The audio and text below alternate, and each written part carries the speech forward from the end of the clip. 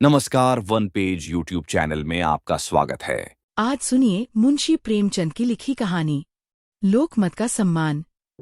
बेचू धोबी को अपने गांव और घर से उतना ही प्रेम था जितना प्रत्येक मनुष्य को होता है। उसे रूखी सूखी और आधे पेट खाकर भी अपना गांव समग्र संसार से प्यारा था। यदि उसे वृद्धा किसान स्त्रियों की गालियां खानी पड़ती थी तो बहुओं से बेचू दादा कहकर पुकारे जाने का गौरव भी प्राप्त होता था। आनंद और शोक के प्रत्येक अवसर पर उसका बुलावा होता था। विशेषतः विवाहों में तो उसकी उपस्थिति वर और वधू से कम आवश्यक न थी। उसकी स्त्री घर में पूजी जाती थी। द्वार पर बेचू का स्वागत होता था। वह पेशवाज पहने कमर में घंटियां बांधे साजिंदों को साथ लिए एक हाथ मृदंग और दूसरा अपने कान पर रखकर जब तत्कालर्चित बिरहे और बोल कहने लगता तो आत्मसम्मान से उसकी आंखें उन्मत्त हो जाती थी। हाँ, ढेले पर कपड़े धोकर भी वह अपनी दशा से संतुष्ट रह सकता था, किंतु जमींदार के नौकरों की क्रूरता और अत्याचार कभी कभी इतने असह्य हो जाते थे कि उसका जी गांव छोड़कर भाग जाने को चाहने लगता था। गांव में कारिंदा साहब के अतिरिक्त 5-6 चपरासी थे। उनके सहवासियों की संख्या कम न थी। बेचू को इन सज्जनों के कपड़े मुफ्त धोने पड़ते थे। उसके पास इस्त्री न थी। उनके कपड़ों पर इस्त्री करने के लिए उसे दूसरे गांव के धोबियों की चिरौरी करनी पड़ती थी। अगर कभी बिना इस्त्री किए ही कपड़े ले जाता तो उसकी शामत आ जाती थी। मार पड़ती, घंटों चौपाल के सामने खड़ा रहना पड़ता।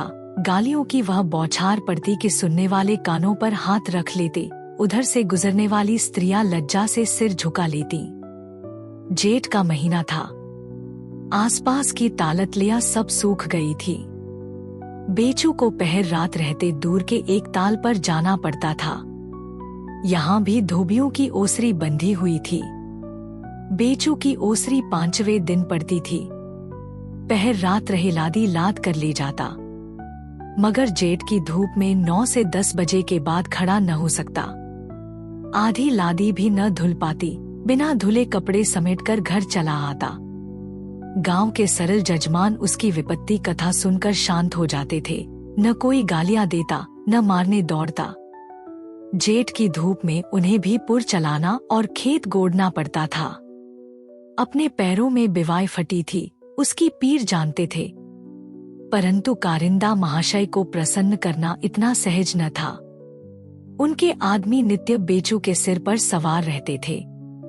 वह बड़ी गंभीरता से कहते तू एक अठवारे तक कपड़े नहीं लाता, क्या यह भी कोई जाड़े के दिन है?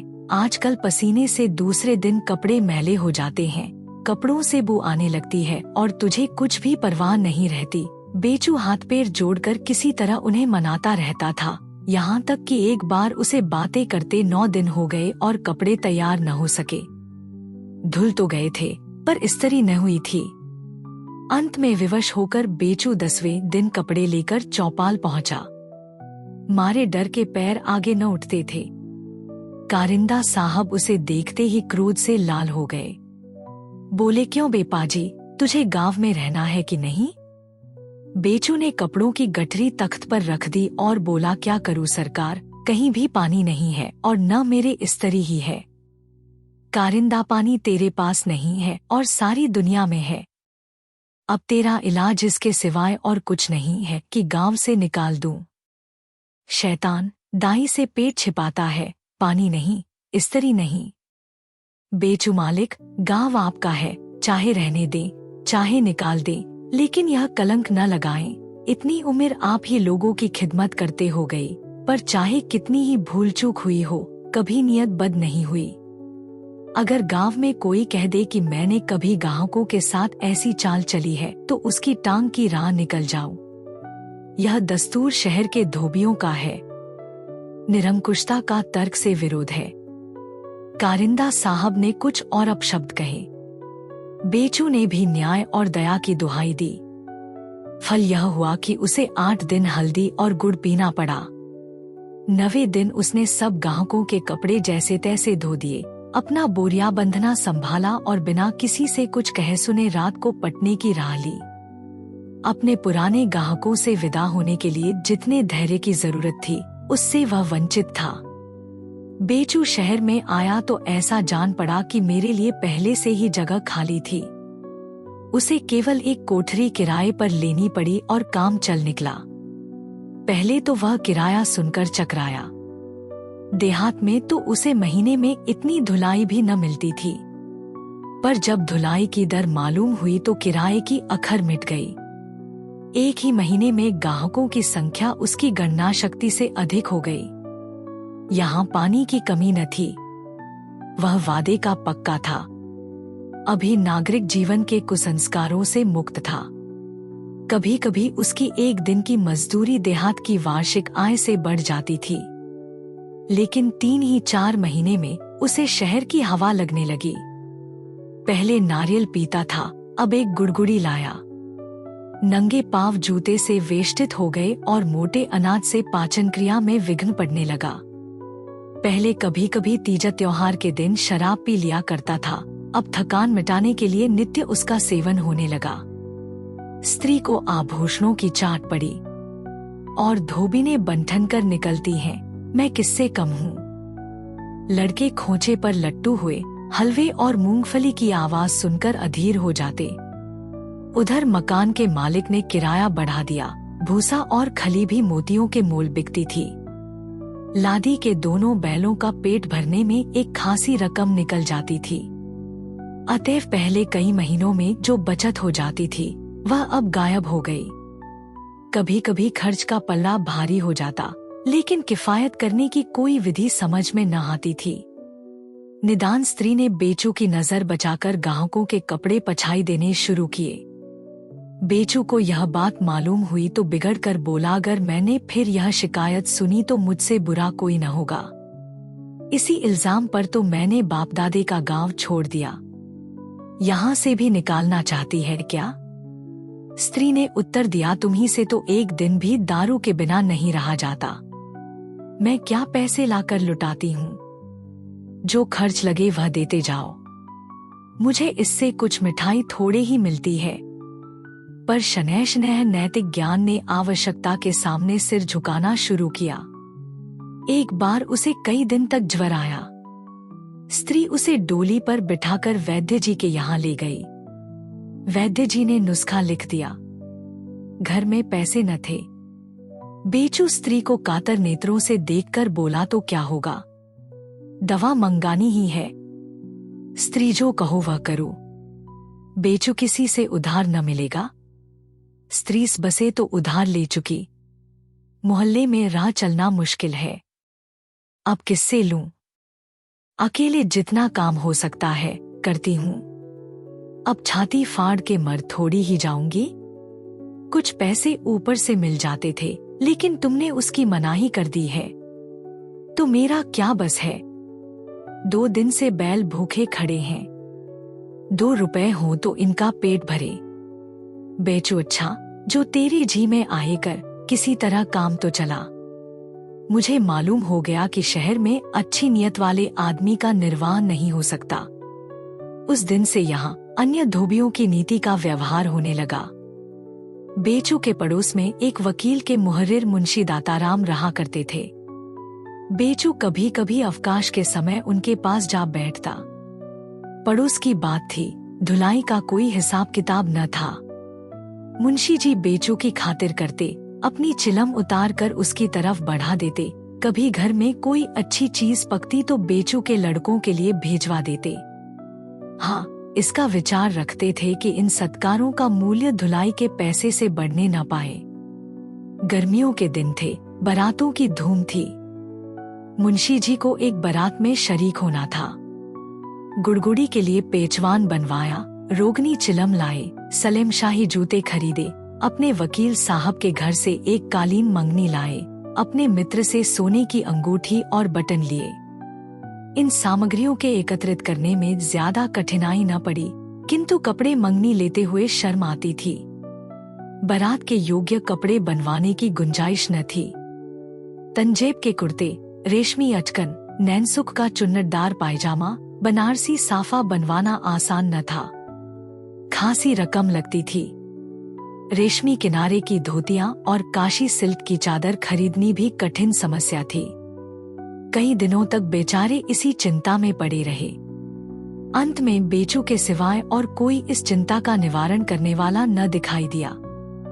संध्या समय जब बेचू उनके पास आकर बैठा तो बड़ी नम्रता से बोले, बेचू, एक बारात में जाना था और सब सामान तो मैंने जमा कर लिए हैं, मगर कपड़े बनवाने में झंझट है।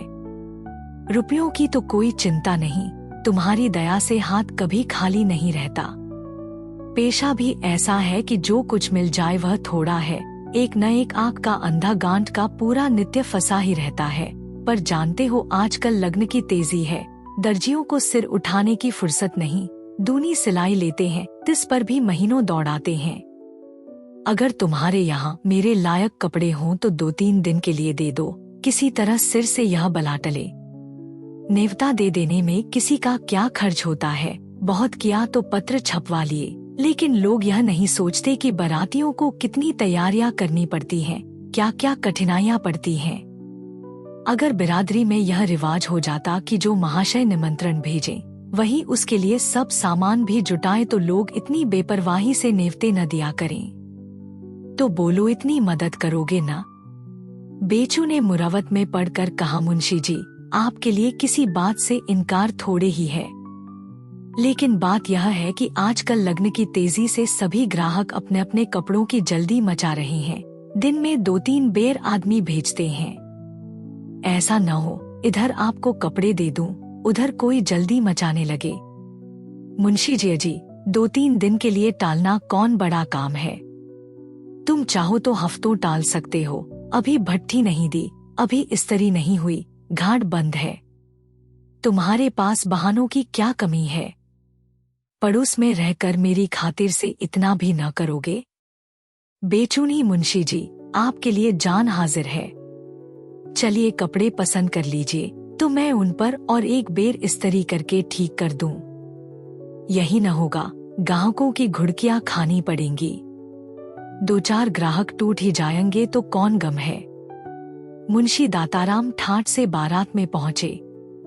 यहाँ उनके बनारसी साफे, रेशमी अचकन और रेशमी चादर ने ऐसा रंग जमाया कि लोग समझने लगे यह कोई बड़े रईस हैं। बेचू भी उनके साथ हो लिया था। मुंशी जी उसकी बड़ी खातिर कर रहे थे। उसे एक बोतल शराब दिला दी। भोजन करने गए तो एक पत्तल उसके वास्ते भी लेते आए। बेचू के बदले उसे चौधरी कहकर पुकारते थे। यह सारा ठाट बाट उसी की बदौलत तो था। आधी रात गुजर चुकी थी, महफिल उठ गई थी, लोग सोने की तैयारियां कर रहे थे।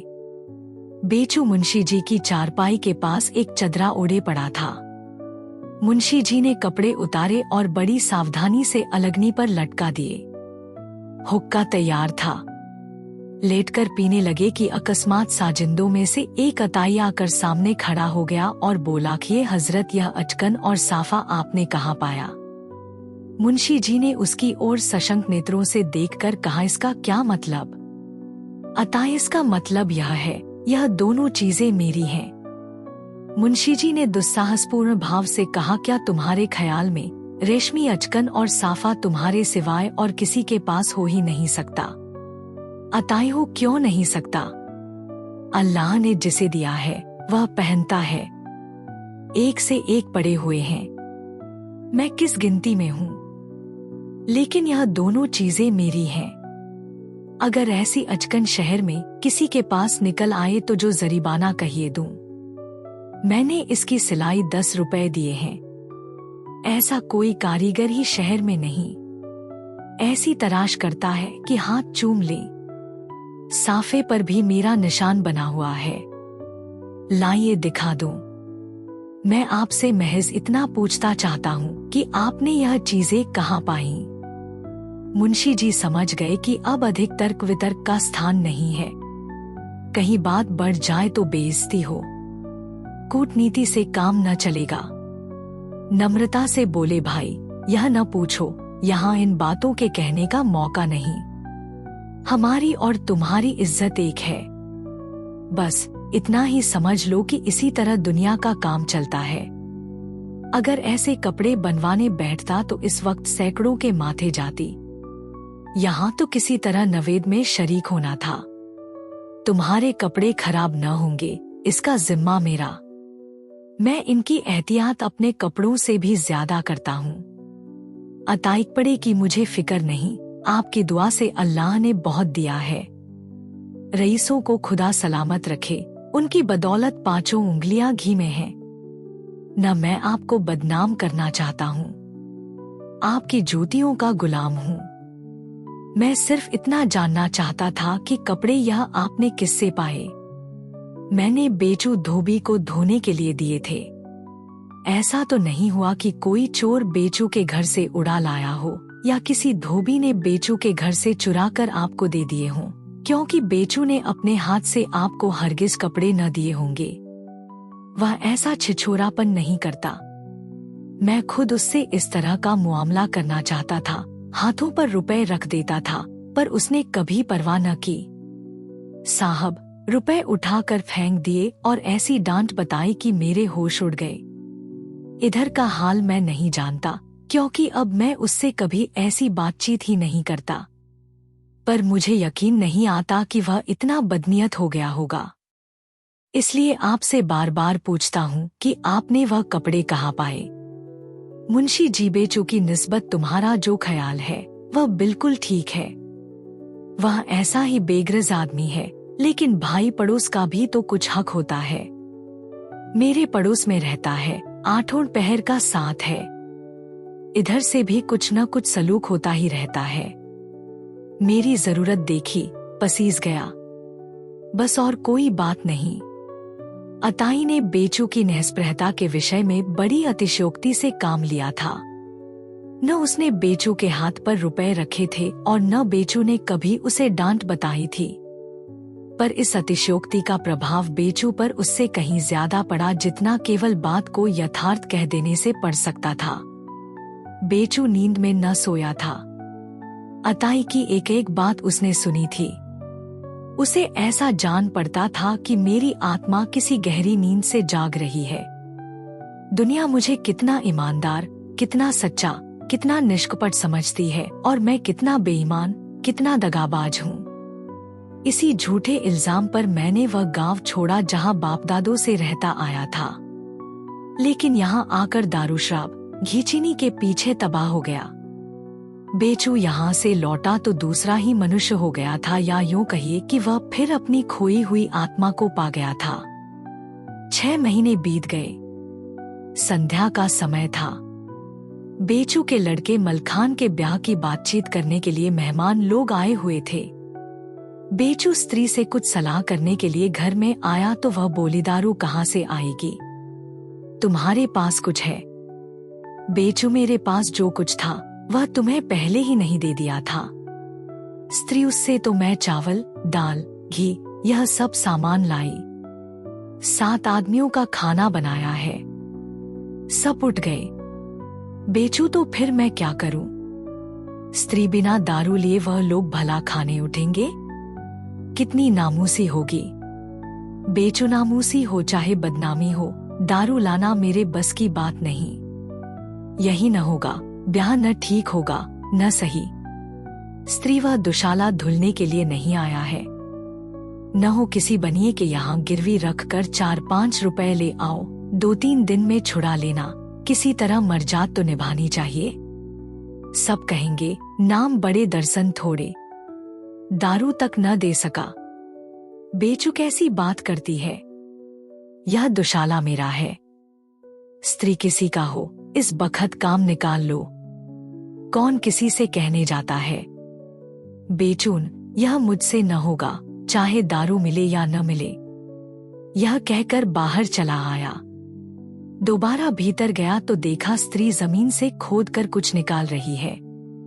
उसे देखते ही गड्ढे को आंचल से छिपा लिया।